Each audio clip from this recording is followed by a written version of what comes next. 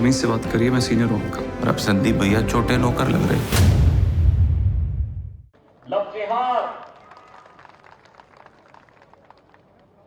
धोखे से हिंदू बालिकाओं के साथ छल और कपट करके बहकाने का प्रयास। उत्तर प्रदेश में हमने कानून बनाया, अगर कोई दुस्साहस करता है कानून के शिकंजे में कस करके उसको पूरी तरह तेल निकाल दिया जाता है उसका।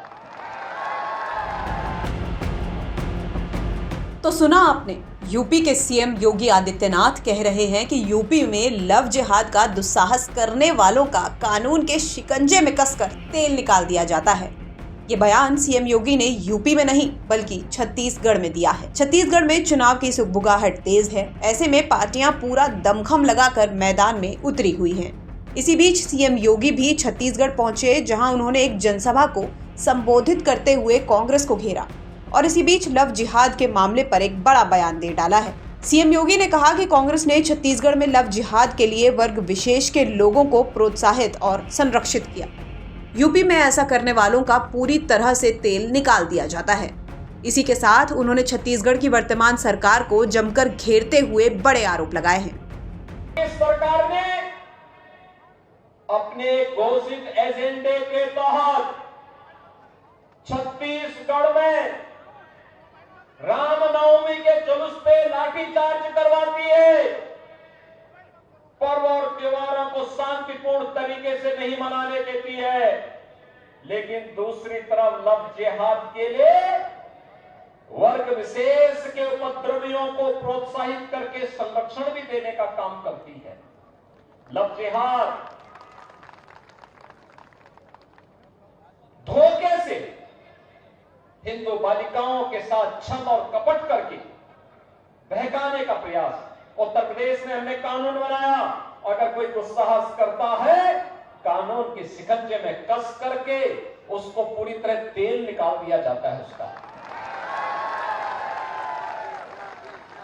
भाइयों बहनों, हमें आश्चर्य होता है, यहां की सरकार धर्मांतरण की अनैतिक गतिविधियों को प्रश्रय देती है।